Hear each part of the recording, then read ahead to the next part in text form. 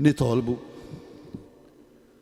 U Alla missier tas-sema intbagħat il-libna Ġesu biex idawwa lil kull bniedem fid-dinja u jkebbes fil-qalb tiegħu it-tjieba, għamel li aħna nkunu dixxipli fidili tiegħek billi nkunu melħ safi tal-art ħalli nissaħħu fil-verità tiegħek u nħwarsu l-wieħna minn kull taħsir u nkunu wkoll dawla għad-dinja li jkeċċi d-dlam ħalli l-imħabba ta' Kristu tiddej dejjem fil-familji tagħna, fil-komunitajiet, fil-Knisja u fid-dinja kollha. Għatina l-kuraġġ biex ngħixu l-fidi tagħna b'mod sħiħ u b'imħabba vera. Ħalli nibqgħu imsiebaħ mixowla bla ma qatt nintfew. U meta l-bnedmin jaraw l-għemejjel tajba tagħna huma wkoll jagħtuk il-glorja li tistħoqlok. Bi Kristu Sidna.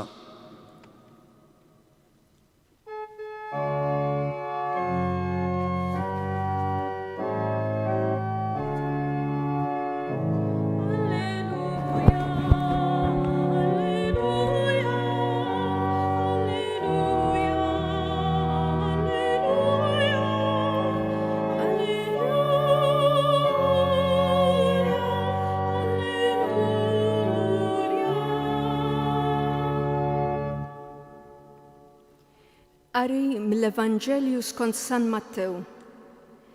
F'dak iż-żmien Ġesu qal lid-dixxipli tiegħu: Intom il-melħ tal-art, imma jekk il-melħ jaqta' biex jerġa' jieħu t-toma, ma jibqa' tajjeb għal xejn iżjed ħlief biex jintrema barra u jintrifes min-nies. Intom id-dawl tad-dinja. Belt li tkun qiegħda fuq muntanja ma tistax tinħeba. Anqas ma jxelu l-musbieħ u jqetuh taħt is-sieħ, issa fuq l-imnara, u hekk idawwal lil kull min ikun fid-dar. Hekk għandu jiddi d-dawl tagħkom quddiem il-bnedmin biex jaraw l-għemejjel tajba tagħkom u jagħtu glorja lil Missierkom li hu fis-smewwiet. Il-kelma tal-Mulej.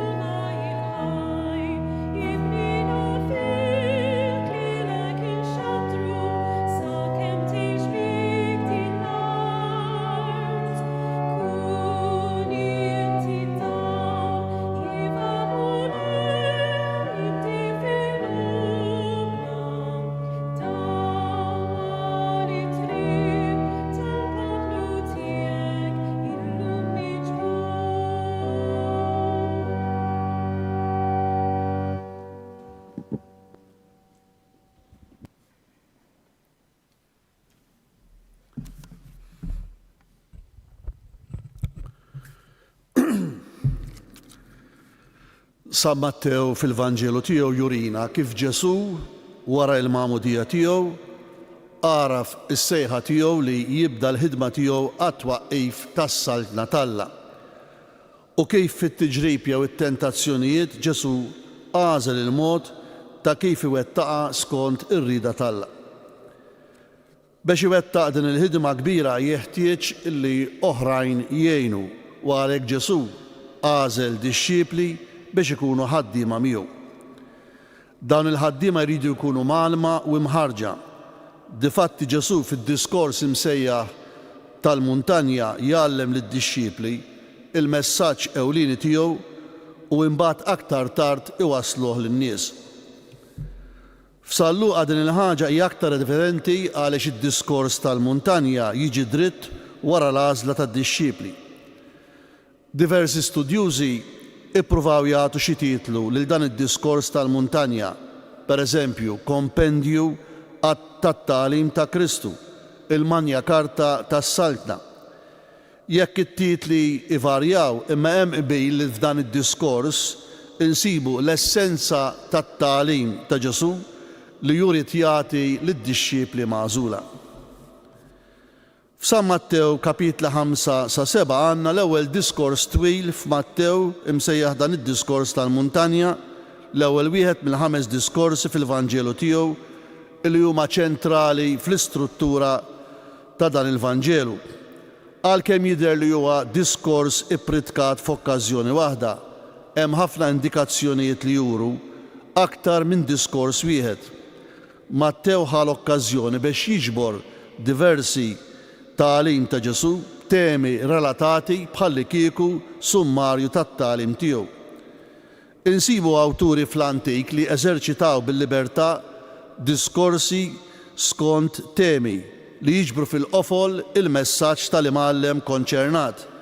Pereżempju, Epictetus fl-Enchiridion jew inkella l-iskroll tat-Tempju f'Qumran. Ukoll Mattew għamel dan l-eżerċizzju letterarju fejn ġabar f'kompendju li ngħidulu epitome ħafna tagħlim ta' Ġesu li għandu x'jaqsam mal-etika jew imġiba morali. Kemm Mattew u kemm Luqa ħadu għal dan id-diskors mis-sors tagħhom, imma Mattew żied ħafna materjal ma' dan is-sors biex ikkompona dan id-diskors twil. It-tnejn għandhom il-verżjoni tad-diskors tal-muntanja. F'Mattew hemm 107 versi li minnhom 29 insibuhom f'Luqa, 44 vers ma għandhomx parallel f'Luqa u 34 vers huma mifruxa f'Luqa f'diversi kuntesti.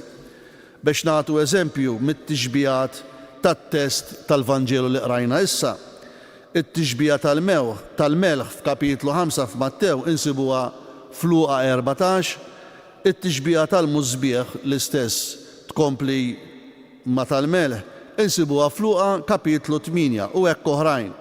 Jiġifieri t-testi li huma f'San Mattew konsekuttivi f'San Luqa huma mifruxa. Wara li Ġesu għażel id-dixxiepli huwa qatt jgħallem lid-dixxiepli għal xi żmien u d-diskors tal-muntanja huwa ġabra fil-qosor ta' dak it-tagħlim. L-ewwel żewġ versi introduttorji tad-diskors, jiġifieri kapitlu 5 vers 1 u 2, jagħtuna indikazzjoni għal dan li qed ngħidu. U msejjaħ id-diskors tal-muntanja peress li f'Mattew Ġesu għamel dan id-diskors jgħid billi tala fuq muntanja. Din ħafna drabi għandha sinifikat f'Mattew, hawnhekk ifakkar fir-rivelazzjoni ta' Mosè fuq il-muntanja Sinaj kif naqraw fl-Eżodu u Ġesu hu superjuri għal Mosè f'kuntrast għal Luqa fejn Ġesu jgħid waqaf f'wita. Anke jekk xi drabi jista' jkollok wita plato f'reġjun montanjuż. Mattew imbagħad jagħti 3 indikazzjonijiet jgħid għad bil-qiegħda. Dan jaqbel mal-użanza tar-rabbini Lut li joqogħdu bil-qiegħda meta jkunu jgħallmu uffiċjalment. Li magħalmin normalment joqogħdu bil-wieqfa jaqraw imma jgħallmu bil-qiegħda. Ġesu bil-qiegħda qiegħed jgħallem lid-dixxiepli indikazzjoni tat-tagħlim uffiċjali. Imbagħad jgħid fetaħ fommu, idjoma semitika flok sempliċi u qal. Fil-Grik għandha sinifikat doppju. Hi użata għal kliem solenni bħal kliem foraklu. Użata meta n-nies verament jiftħu qalbhom u moħħhom. Mela l-kliem ta' Ġesu solenni qed jitkellem ħwejjeġ ċentrali u Ġesu qed jiftaħ qalbu lejn dawk li kienu se jaħdmu miegħu. It-tielet frażi qabad jgħallimhom u jgħid: il-verb mhuwiex fl-awrist li jesprimi azzjoni waħda partikolari fil-passat, imma fl-imperfett li jesprimi azzjoni kontinwa ripetuta fil-passat, u dan it-tul tad-diskors li ma kienx ta' darba f'okkażjoni waħda, imma huwa l-qofol ta' dak li Ġesu kien kontinwament jgħallem lid-dixxipli. Mattew jgħid mod espliċitu li Ġesu għallem lid-dixxipli, imma anke l-folol kienu preżenti, b'implikazzjoni li juriet li l-koll jisimgħu u jiddeċidu. Ġesu jkompli jindirizza lis-semmija bħala dawk li lilhom tappartieni s-saltna. F'Iżajja 42 il-veru skop ta' Iżrael bħala għaddej kien li jkun poplu tal-patt dawl tal-ġnus. Bir-restawrazzjoni tas-saltna dan l-iskop għandu jkun milħuq u bħala poplu li għandek il-liġi tiegħi f'qalbek, Iżajja 51. U imsejjaħ li jkunu poplu li jżomm il-patt permezz tal-wirja tagħhom ta' fedeltà lejn il-patt, u b'dan il-mod iresqu lil popli u l-ġnus kollha f'relazzjoni ta' għaqda mal-uniku Alla u missier tagħhom. Kif ikompli jgħid f'Iżajja 45: u ma hemm ebda Alla ħliefi, Alla ġustu Salvatur, u ma hemm ħadd għajri, duru lejja mill-ġdid truf kollha tal-art, u intom tkunu salvi għax jienu Alla u ma hemm ħadd ħliefi. It-tema primarja tad-diskors hija l-ġustizzja jew il-ħajja tajba, dikaiosune jew righteousness. Imbagħad ikompli il-kontenut bl-ispeċifiku u fl-ewwel parti tad-diskors, jiġifieri fl-ewwel 12 vers, għandna il-beatitudnijiet li smajna nhar il-ħadd li għadda, jiġifieri kif il-bniedem ikun ħieni qishom il-bibien biex tidħol fis-saltna tal-Alla b'ħajja fil-komunità. Wara li jiddeskrivi l-mod tal-ħajja tad-dixxipli, issa Ġesu jdur biex jispjega li jekk dixxiplu ma jgħix b'dan il-mod tal-ħajja tas-saltna ma jkun jiswa xejn bħal melħ li jitlef imluħitu u id-dawl li ma jidirx. B'dawn iż-żewġ tixbijat tal-melħ u tad-dawl Ġesu jiddeskrivi il-missjoni tad-dixxiplu tal-komunità. Il-melħ ma jeżistix għalih innifsu imma biex jagħti toma u jippreserva. Id-dawl ma jeżistix għalih innifsu imma biex idawwal il-madwar. Hekk id-dixxiplu u l-komunità ma jeżistux għalihom infushom imma l-oħrajn u għal Alla. Meta Ġesu jrid jikkomunika xi messaġġ importanti, idur lejn xi tixbija jew parabola meħuda mill-ħajja ta' kuljum. Ħafna drabi Ġesu ma jispjegax il-parabola għaliex tkun xi ħaġa li tkun fl-esperjenza ġenerali ta' kulħadd. Il-parabola tipprovoka lis-semmija biex jużaw l-esperjenza tagħhom ħalli jifhmu il-messaġġ li Ġesu irid iwassal. Bit-tixbijat li nsibu fit-test tagħna llum, Ġesu jrid li jinħarsu l-esperjenza tagħna li għandna tal-melħ u tad-dawl biex nifhmu il-missjoni tagħna bħala insara. Nistaqsu, hemm xi ħadd fid-dinja tagħna ma jaf x'inhu l-melħ u x'inhu id-dawl? Ġesu qed jitkellem minn żewġ ħwejjeġ li huma ta' bilħaq komuni u universali biex bihom iwassal il-messaġġ ewlieni tiegħu. Qabel nibdew nfissru t-test tagħna jkun jaqbel li nagħtu ħarsa lejn il-kuntest storiku għal dawn it-tixbijat. Ħafna lut li kienu jikkonvertew komplew josservaw il-liġi kif għamlu sa minn xkunitom, il-kuntest ta' meta Mattew qed jikteb il-Vanġelu.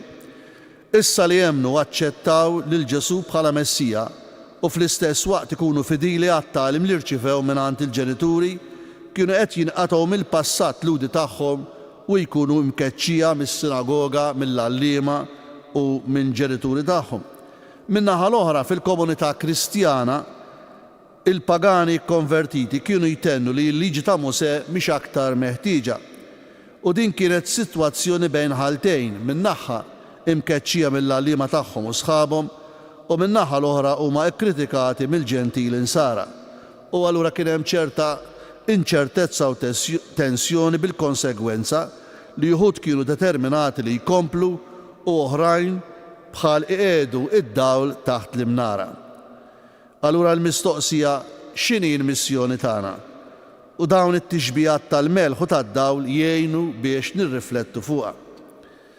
Fil-vers 13 jgħid intom il-melħ tal-art, imma jekk il-melħ jaqta' biex jerġa' jieħu t-toma, ma jibqa' tajjeb għal xejn iżjed ħlief biex jintrema barra u jintrifes min-nies.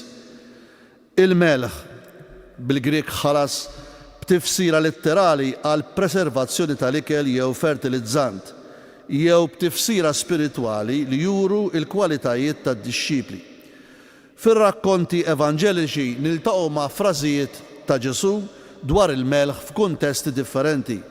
F'Mark kapitlu 9 jgħid għax kulħadd għandu jkun immellaħ bin-nar. Tajjeb il-melħ, iżda jekk il-melħ jaqta' biex terġgħu tagħtuh it-toma tiegħu. Fittxu li jkollkom il-melħ fikom infuskom u li tgħixu fis-sliem bejnietkom. Hawn qed jitkellem fil-kuntest tal-iskandlu. Imbagħad Luqa kapitlu 14 jgħid tajjeb iva il-melħ, imma jekk il-melħ jaqta' biex jerġa' jieħu t-toma tiegħu u la l-art ma jkun jiswa u lanqas għad-demel jarmuh barra. Hawn qed jitkellem fil-kuntest ta' x'jeħtieġ biex tkun dixxiplu. Meta jgħid il-melħ tal-art qiegħda tal-art fil-ġenettiv, ir-rabta bejn il-melħ u l-art mhix ċara, il-kostruzzjoni fil-ġenettiv tista' tirreferi għal melħ tal-art biex jintuża għal ġid tagħha. Tista' tirreferi wkoll għal melħ li jiġi mill-art u għalhekk l-art hi s-sors tal-melħ li jagħti t-toma. Ġifieri l-melħ l-ewwel ħaġa li jagħti t-toma, pereżempju fil-ktieb ta' Ġobb jgħid jittiekel forsi bla melħ it-tisjir ħelu, feħ xi toma l-abjad tal-bajt, ukoll li jsaffi kif naqraw fit-tieni ktieb ta' Slatem fl-istorja ta' Eliżew li ħareġ lejn lajn tal-ilma u xeħed fiha l-melħ u qal dan jgħid il-mulej jien intejjeb dan l-ilma u l-ilma baqa' tajjeb sal-lum. U jippreserva. Liema funzjoni tal-melħ kellu f'moħħu Ġesu f'kull każ il-melħ għandu użu m'għandux użu għalih innifsu u l-valur tiegħu u fl-applikazzjoni fuq ħwejjeġ jew oġġetti oħra. Fid-dinja antika il-melħ kien apprezzat ħafna. Il-Griegi kienu jsejħu il-melħ divin, teon. Ir-Rumani kienu jgħidu m'hemm xejn aktar utli mix-xemx u mill-melħ, kif naqraw fil-ktieb tal-istorja naturali ta' Plinju, Nil Utilius Sole et Sale. Fi żmien Ġesu f'moħħ in-nies il-melħ kellu 3 kwalitajiet speċjali. L-ewwel, il-melħ kien marbut mal-purità safi. Il-bjuda tiegħu jagħmel din il-konnessjoni faċli. Ir-Rumani kienu jgħidu li l-melħ kien fost l-aktar ħwejjeġ safja puri għaliex kien ġej minn ħwejjeġ l-aktar safja, ix-xemx u l-baħar. Il-melħ kien fost l-offerti l-aktar primittivi lill-Allat, anke s-sagrifiċċji tal-lut kienu offerti bil-merħ. Fi żmien ta' wara l-eżilju kienet saret liġi fit-tempju tal-lut biex waqt is-sagrifiċċji reliġjużi l-offerti li huma ppreżentati lill-Alla għandhom ikunu dejjem imraxxa bil-melħ kif naqraw fil-ktieb tal-Levitiku kapitlu 2. Kull offerta li toffri ixtħilha l-melħ u tħallix barra mill-offerta tiegħek il-melħ tal-patt ta' Alla tiegħek, ma kull offerta tiegħek offri l-melħ. Dan kien biex jenfasizzaw illi l-patt li għandhom ma' Alla kien patt li ma jitħassarx, kif naqraw fit-tieni ktieb tal-Kronaċi. Meta kapitlu 13, meta jsemmi il-melħ tal-patt ta' Alla huwa sinjal ta' għaqda. Difatti, l-ikel tal-melħ fuq mejda waħda ta' żewġ tiħbieb kienu għadu fil-vant sinjal ta' ħbiberija u għaqda. Għalhekk meta d-dixxipli huma msejħa intom il-melħ tal-art huma għandhom ikunu dawk in-nies li jgħixu permanentement il-patt u bekk jiġbdu lill-oħrajn f'relazzjoni ħajja ma' Alla. Minn dan jiġi li jekk l-insara jridu jkunu melħ tal-art għandhom ikunu ta' eżempju ta' purità safjin. Fid-dinja tal-lum l-istandards morali għandhom it-tendenza li jitbaxxew fl-onestà, fix-xogħol, fil-kummerċ. In-nisrani għandu jżomm għoli l-istandard tas-safa tal-onestà fil-ħsieb, fil-kliem, fl-imġiba. Veru li ngħixu fid-dinja imma bħala insara ma nistgħux nirtiraw mid-dinja kif jgħid San Ġagbu fl-Ittra kapitlu 1. Żomm ruħek bla tinġis il-bogħod mid-dinja. It-tieni, fid-dinja antika il-melħ kien l-aktar komuni bħala preservattiv. Kien użat biex iżomm il-ħwejjeġ milli jitħassru u jispiċċaw. Hekk il-laħam li huwa ġisem mejjed u miżmum preservat u frisk bil-melħ. Għalhekk jekk l-insara jridu jkunu melħ tal-art għandhom ikollhom influenza fil-ħajja bħalli kieku antiseptiku. Pereżempju ċertu nies fil-kumpanija tagħhom hu faċli tkun tajjeb, imma hemm oħrajn li fil-kumpanija tagħhom l-standards faċilment jitlaxkaw. L-insara għandhom ikunu dawk li bil-preżenza tagħhom jintrebaħ il-ħażel u li jagħmluha aktar faċli għall-oħrajn biex ikunu tajbin. It-tielet, il-melħan l-aqwa kwalità karatteristika ovvja li tagħti toma tajba. L-ikel mingħajr il-melħ ikun bla toma u jdejjaq. Hekk ukoll il-Kristjanità għandha tagħti toma tajba lil ħajja, għalhekk in-nisrani għandu jkun għal ħajja dak li l-melħ u għall-ikel. Imma jekk il-melħ jaqta biex jerġa' jieħu t-toma, il-melħ jaqta għal verb jaqta il-Grek huwa moraino li jfisser l-ewwel nett tagħmel iblaħ, tur li jint iblaħ. Fil-fatt San Pawl fl-ewwel ittra l-Korintin juża forsi Alla ma bellaħx l-erf tad-dinja u anke fl-ittra l-Romani. U fil-passiv issir iblaħ, in-nom moros iblaħ. Inkella wkoll tagħmel bla toma, fil-passiv isir bla toma, tasteless, insipid għal melħ. Kif ukoll hija użata kemm f'Mattew u Luqa. F'San Mark kapitlu 9 meta jgħid iżda jekk il-melħ jaqta, allura ħalos u analos. Nsibu kliem bil-parti an illi tkun in-negattiv biex terġgħu tagħtuh it-toma tiegħu. Mark għal verb jaqta juża l-aġġettiv analos illi insibu hawnhekk biss fit-Testament il-Ġdid kollu li jfisser bla melħ nieqes bil-melħ. Biex jerġa' jieħu t-toma, il-verb Grek jerġa' jieħu t-toma għaliżot fisser tkun immellaħ tieħu t-toma li insibuh f'Mattew u f'Mark. F'Mark imbagħad juża però il-verb artuo li letteralment ifisser tmellaħ, to salt, season, ukoll f'Luqa. U dan il-verb insibuh ukoll f'sens figurattiv fl-ittra l-Kolossin kapitlu 4. Ħajkun kliemkom imħawwar bil-melħ. Jiġifieri tagħmel il-kliem interessanti u bi frott. U fit-Testament il-Ġdid f'dawn it-tliet każijiet biss insibuh dan il-verb, jiġifieri f'San Mark, f'San Luqa u f'Kolossin. Melħ safi u pur minn natura tiegħu ma jitlifx it-toma li huwa magħmul minn kompożizzjoni stabbli, sodium li huwa metall u l-kloru, sodium chloride aħna ngħidulu, li ma jistax jiġi nieqes, imma melħ impur jista' jitlef l-imluħa u konsegwentement ma jkollu ebda valur. Li l-melħ li jitlef l-imluħa t-tjubija tiegħu wassal lil xi ħud biex jissupponu illi dan il-kliem qed jirreferi għal melħ tal-baħar il-mejjed.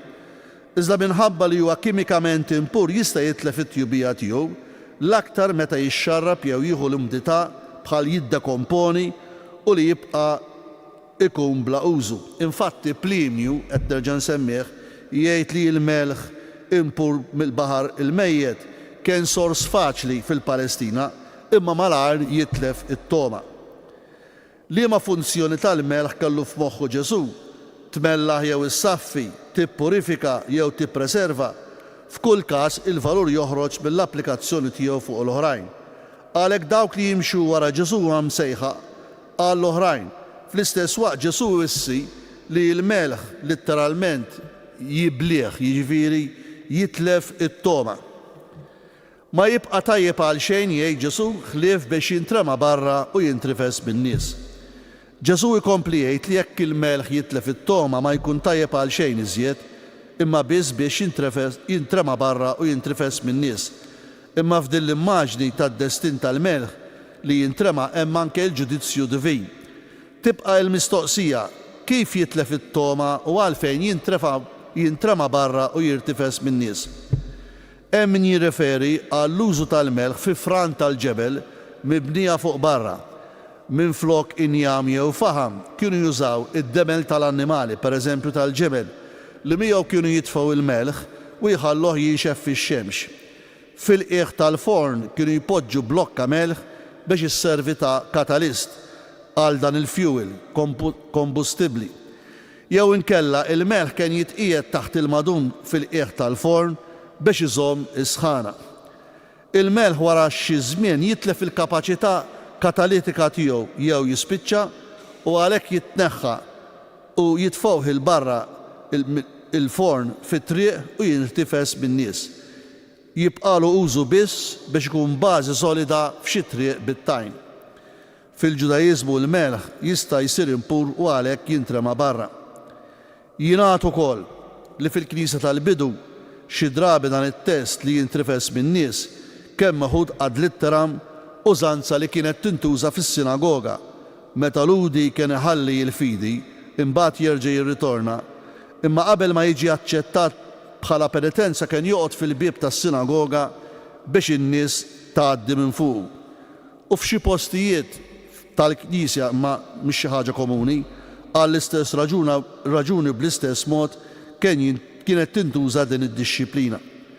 Hemm min jaħseb li Ġesu kien qed jirreferi għal xi frażi saying ta' żmienu jista' il-melħ jitlef it-toma jew imluħitu. Hi domanda retorika għaliex il-melħ ma jistax jitlef jew isir inqas mielaħ.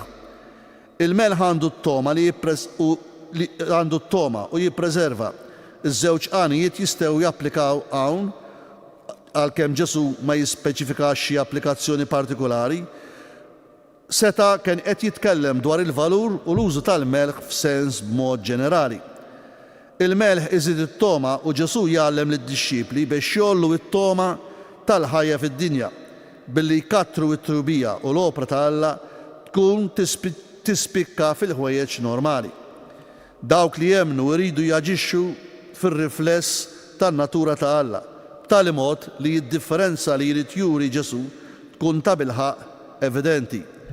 Aktar il-qoddim fid-diskors tal-muntanja Ġesu jipproponi kif dixxiplu għandu jaġixxi kif naqraw f'Luqa kapitlu 6. Imma intom ħobbu l-edewa tagħkom, għamlu l-ġid, isilfu bla ma tistennew xi ħaġa lura u l-ħlas tagħkom ikun kbir u tkunu u li talla il-għoli li hu tajjeb ma' l-ingrati u l-ħżiena. Bil-metafora tal-melħ Ġesu juri wkoll li d-dixxipli għandhom is-sejħa fid-dinja li jkunu preservattivi fis-sens li jirrallentaw il-mixja lejn id-dekadenza morali u spiritwali u ma jiġrix kif jgħid is-salmista il-koll intilfu, il-koll tħażnu, ħadd ma jagħmel is-sewa anqas biss wieħed. Mela dawk li jemmnu għandhom iħarsu it-tajjeb u l-verità fid-dinja. Ebda dixxiplu ma jista' ikun nominali u fl-istess waqt ikun veru dixxiplu. Ġesu jrid jisfida lid-dixxipli meta jgħid li l-melħ bla toma u bla valur l-istess jekk dixxiplu ma jkollux veru impenn, commitment. Il-melħ fid-dinja antika kellu valur kbir tant li il-kelma salarju ġejja mill-kelma Latina salarium li tfisser flus tal-melħ, salt money, derivata minn sal, melħ, għaliex is-soldati Rumani kienu jirċievu ħlas mensili allowance biex jixtru il-melħ li kien komodità użata għal preservazzjoni. Is-soldati kienu jitħallsu bi flus imma dan il-ħlas ekstra għal melħ fl-eruq tal-kelma moderna għal salarju jew paga li tirrappreżenta kumpens xieraq għas-servizz f'xebħ mal-valur essenzjali tal-melħ. Is-siwi tal-melħ qiegħed fl-effett li jagħmel madwaru u fl-impatt li jħalli. Mela Ġesu kien qiegħed jgħid lid-dixxipli għandhom ikunu l-melħ tal-art hekk ukoll għallim tajjeb. Veru dixxiplu ta' Ġesu ma jistax jitlef il-melħ tiegħu.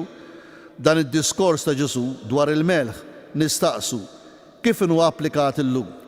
Ġesu qed jitkellem mill-rwol kbir tad-dixxipli. Alla juża lilna biex nagħmlu impatt madwarna, jiġifieri impatt pożittiv. Ġesu qed jitkellem mill-rwol kbir tad-dixxipli.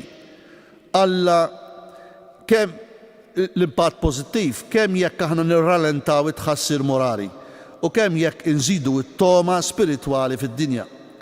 Bħala segwaċi ta' Ġesu għandna s-sejħa li nkunu differenti u ngħixu ħajja tajba u ġusta kif iwissi San Pawl fl-ittra lil Filippi.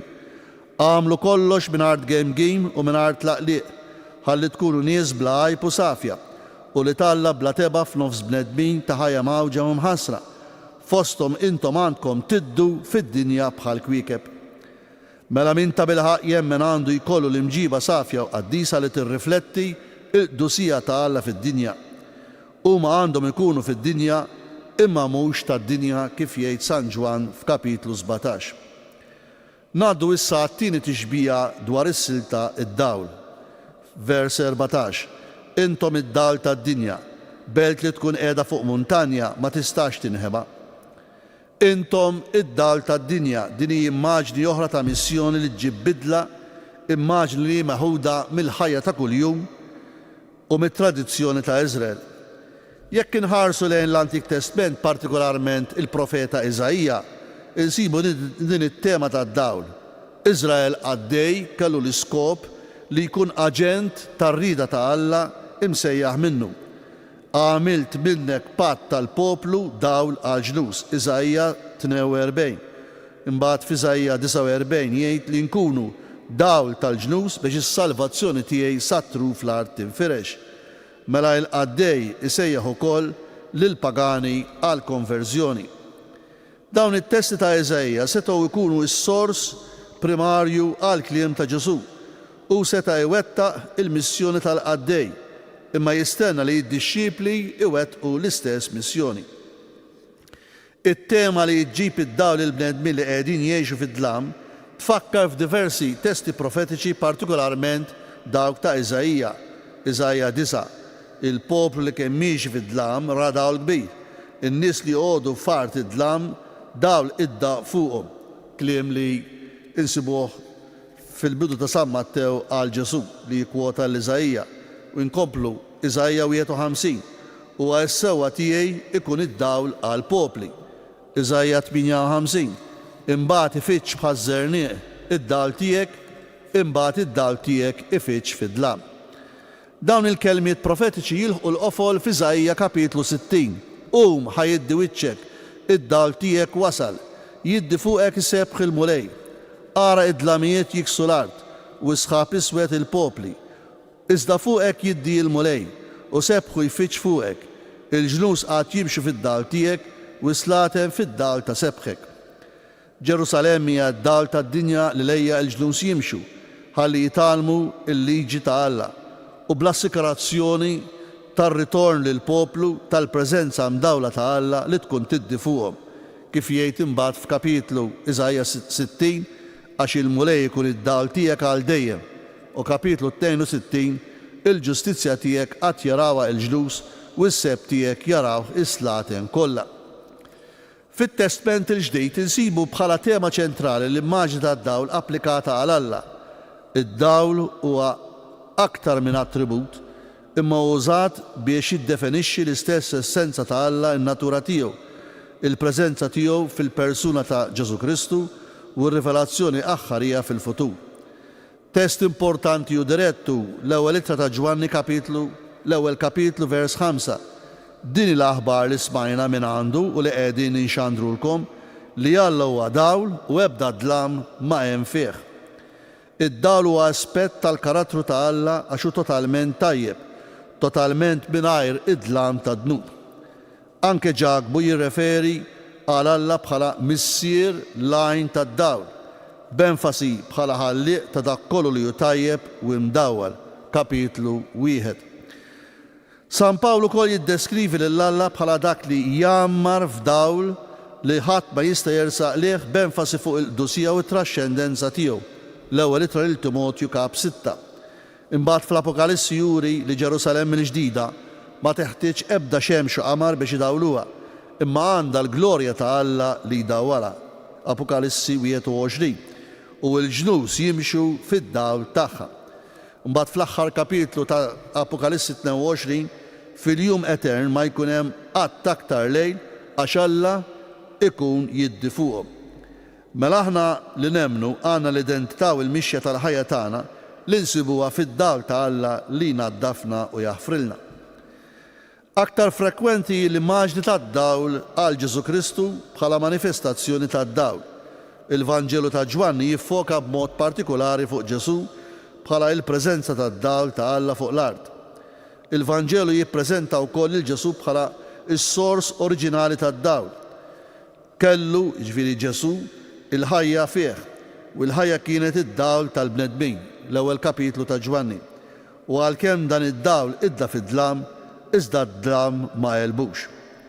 Naraw li id-dawl u marbut mal-ħajja, kif l-ard bdiet fid-dlam li kienet taħwit u baħ, sakemm Alla qal il-kelma tad-dawl fil-ħolqien, fl-ewwel kapitlu tal-Ġenesi. U hekk id-dinja kienet imjassra fid-dlam sakemm il-kelma, jiġifieri Ġesu, nifet id-dlam bħala dawl għal bnedmin. Fil-prologu Ġwanni jidentifika lil Ġesu bħala id-dawl veru li jiġi fid-dinja biex idawwa lil kull bniedem. Ġesu spiss jidentifika lilu nnifsu l-missjoni tiegħu mad-dawl. Darbtejn jiddikjara jiena d-dawl tad-dinja fil-waqt li iwiet lil dawk li jimxu warah li jkollhom id-dawl tal-ħajja. Ġwanni kapitlu 8. Fit-trasfigurazzjoni Ġesu juri il-glorja divina tiegħu, wiex Ġesu u deskritt bħala jiddi bħax-xemx u l-biżu sar abjad bħad-dawl. Ġesu u magħruf mill-profezija bħala dawl li jdawwa l-ġnus fil-kliem tal-profeta Xmuni, Luqa kapitlu 2. Mela Ġesu jdawwa lid-dinja u jurina li l-vera ħajja tinsab fih. Xi drabi id-dlam fid-dinja u oppressiv bħalli kieku jrid jieleb qisu kważi qed jifga, imma l-Iskrittura mill-ewwel paġna tagħha tibda bid-dawl, ħajkun id-dawl u d-dawl sar, u tispiċċa bid-dawl għax Alla ikun jiddi fuqhom mill-Ġenesi għall-Apokalissi. It-tema tad-dawl dominanti li nsibuha mijiet ta' drabi fl-Iskrittura skont it-tradizzjoni li jużaw, u spiss użata bħala simbolu għal Alla, il-verità u t-tjubija, u għal Ġesu bħala dawl spiritwali kontra id-dlam. Jekk Ġesu huwa d-dawl imħabbar, hekk ukoll huma r-rappreżentanti tiegħu. Issa Ġesu jgħid lid-dixxipli tiegħu, intom id-dawl tad-dinja. It-tixbija konsistenti tad-dawl fit-Testament il-Ġdid tissimboleġġja il-preżenza ta' Alla, il-qdusija, il-verità, is-salvazzjoni, is-safa mistennija f'dawk li jemmnu. Dawk li jemmnu jimxu wara Kristu huma msejħa biex ikunu dawl fid-dinja billi jirriflettu lil Alla meta jħallu l-emejjel tajba tagħhom jiddu. Pawlu jgħid għall-Efesin li bis-saħħa tal-fidi fi Kristu huma issa intom dawl fil-mulej u billi huma kienu miġjuba mid-dlam lejn id-dawl għandhom issa jgħixu ta' għoliet id-dawl li intom. Efesin kap 5. Xi fisser li jkunu għoliet id-dawl? U San Pawlu kompli jgħid fl-istess kapitlu li l-frott id-dawl jinsab f'kull ma hu tjieba, f'kull ma hu ġustizzja, f'kull ma hu verità.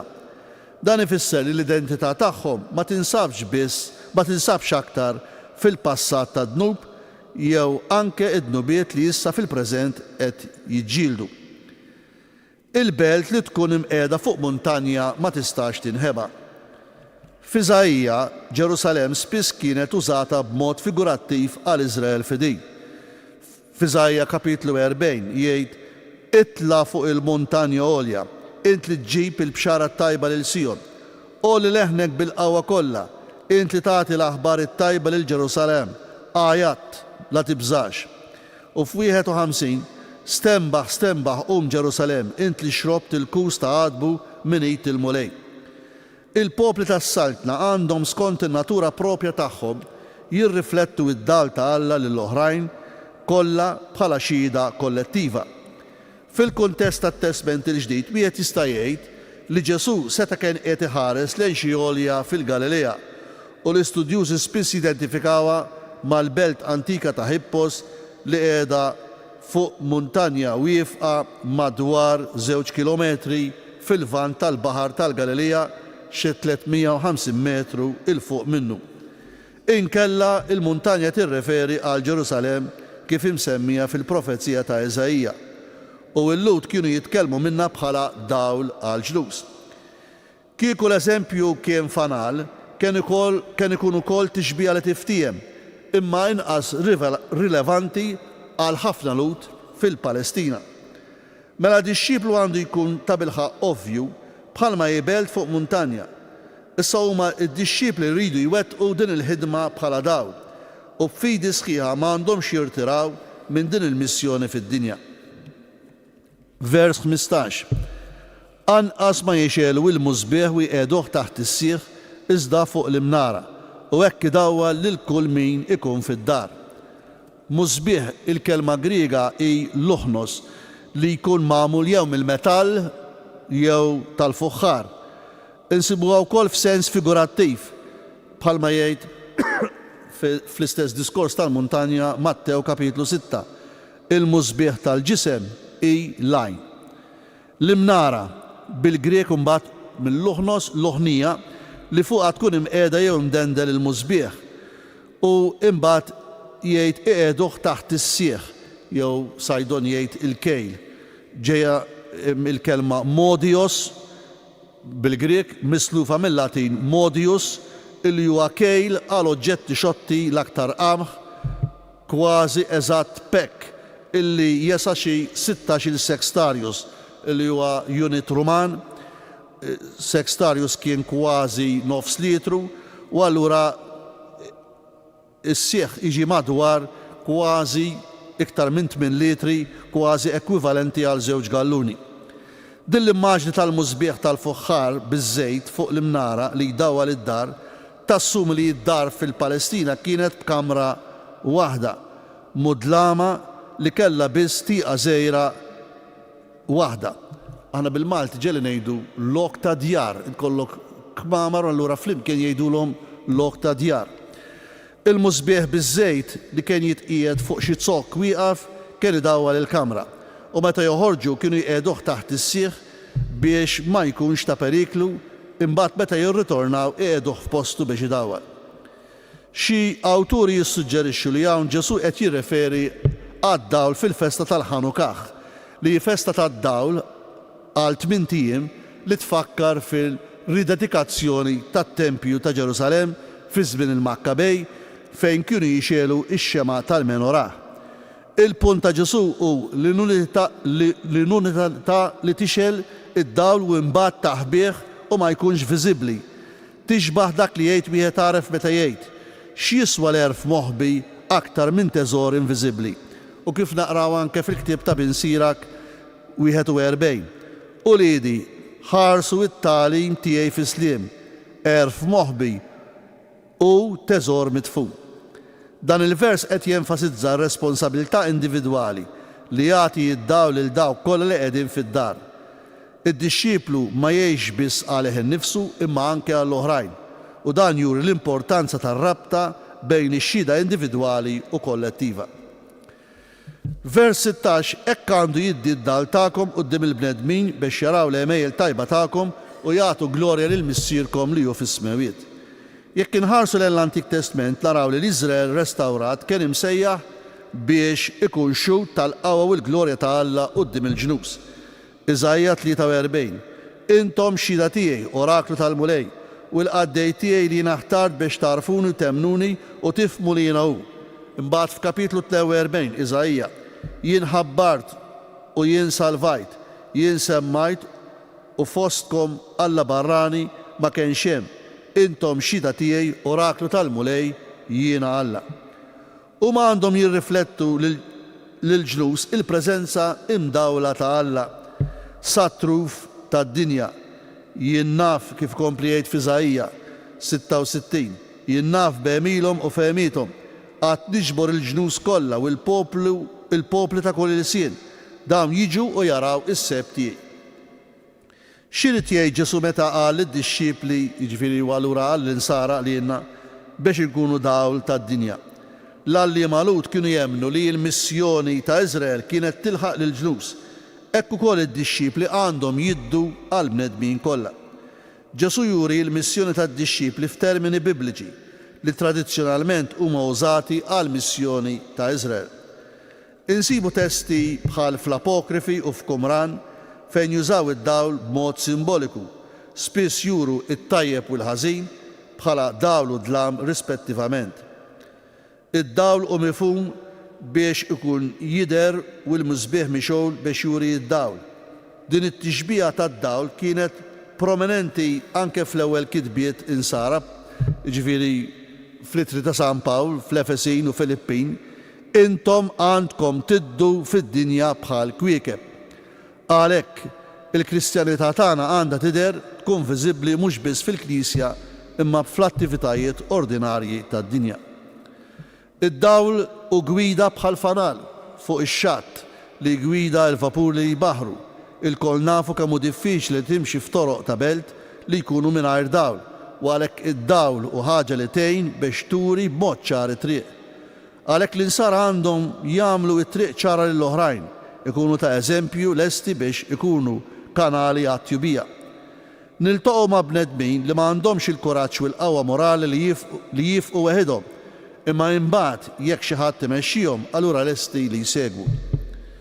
Id-dawl xi drabi ikun dawl ta' twissija biex nifqu minħabba xi periklu. Id-dixxiplu ta' Ġesu u fid-dmir li jwassal lill-oħrajn it-twissija meħtieġa. Nisrani veru għandu jkun dawl li jidher, dawl li jmexxi u dawl li jwissi. Il-frażi hawnhekk jaraw l-emejjel tajba tagħkom. Ninnotaw li n-nies għandhom jaraw l-emejjel tajba. Hemm żewġ kelmiet fil-Grek għall-kelma tajba.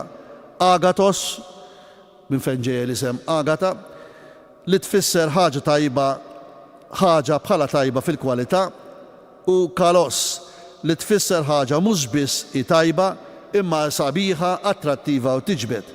Għalhekk l-emejjel tad-dixxiplu jridu jkunu mhux biss tajbin imma jattiraw u jiġbdu.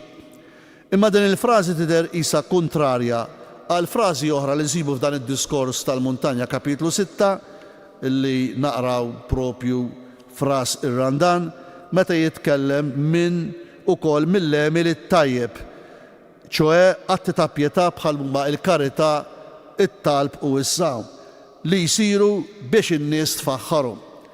Dawn huma żewġ atteġġjamenti tal-bnedmin opposti li fihom irid jinħoloq bilanċ. Min naħa l-emejjel tajba jkunu xhieda ta' dawl jiddu quddiem il-bnedmin bl-iskop li jagħtu glorja lill-Missier, jiġifieri jagħtu glorja lill-Alla. U min-naħa l-oħra l-emejl it-tajjeb ma jkunx magħmul bi kburija quddiem in-nies biex in-nies tfaħħarhom, self-glorification, minflok bissierek li jara dak li hu moħħbi irodlok hu. Din id-distinzjoni jmurija bil-kliem li jikkontrastja fid-diskors hi intenzjonali. L-opri ta' Ġesu kif morija f'Mattew huma biex jigglorifikaw lill-Alla. L-emejjel tajba tagħna għandhom ikollhom l-attenzjoni mhux lejna imma lejn Alla. Ix-xhieda tan-nies għandha l-iskop li jagħtu glorja lill-Alla li hu fis-smawiet u li jkunu dawla għall-oħrajn sabiex Alla jkun igglorifikat bil-fedeltà tagħhom. L-aħħar frażi missierkom li hu fis-smawiet. Fl-Antik Testament insibu t-titlu ta' missier għal Alla f'Iżajja 63. Għax int mulej missierna, int mulej missierna. Mbagħad f'kapitlu 64 Iżajja, madankollu mulej int missierna, aħna tafal u int il-fuħħar. Aħna il-koll emil idejk. Dan hu titlu preferut minn Ġesu biex jindirizza lill-Alla bħala missier. U karatteristiku wkoll għal Mattew, għal Vanġelu ta' Mattew li mat-titlu missier qiegħed tiegħi tagħkom fis-smawiet, għalhekk missierkom li hu fis-smawiet. Ħa nikkonkludu dan id-diskors kollu li qegħdin ngħidu bħala dixxiepli ta' Ġesu ejjew nippruvaw nifhmu il-kliem ta' Ġesu dwar il-melħ billi nirriflettu fuq l-esperjenza illi għandna tal-melħ fil-ħajja tagħna u niskopru t-tifsira tal-kliem tal-ħajja tagħna u tal-komunità u tal-Knisja. U dwar id-dawl billi nirriflettu x'inhu d-dawl għalija u nagħmlu tagħna l-applikazzjoni li Ġesu stess għamel tat-tixbija. Bl-emejjel tagħhom id-dixxiepli għandhom jinfluwenzaw id-dinja għat-tajjeb. Huma ma jistgħux jaħarbu milli jinnotaw li l-belt qiegħda fuq muntanja u jekk jonqsu milli jagħmlu emejjel tajba huma jkunu inutli bħal melħ li jitlef imluħitu u bħal mużbieħ li jid-dawl tiegħu u moħħbi jew moti. In-nisrani għandu jaħseb mhux tant x'jagħmel imma Alla x'jgħinu jagħmel. mhux tant li jiġbed l-għajnejn l-oħrajn fuqu, imma li jindirizza għajnejn l-oħrajn lejn Alla.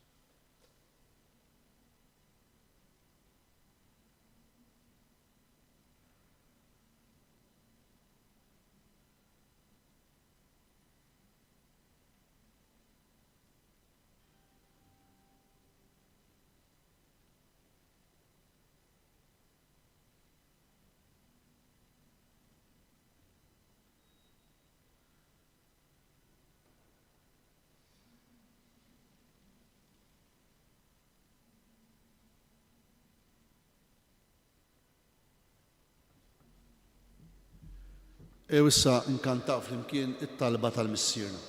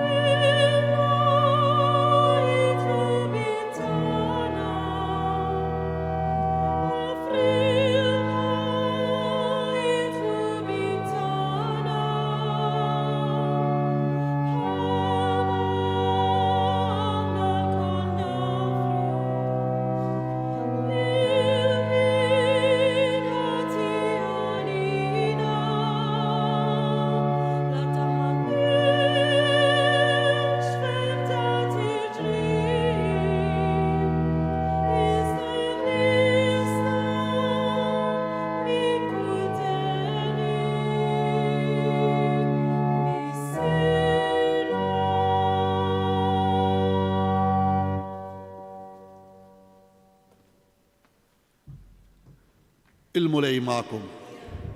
Iberikkom għala li jista' kollox, il-Missier, l-Iben u l-Ispiritu Santu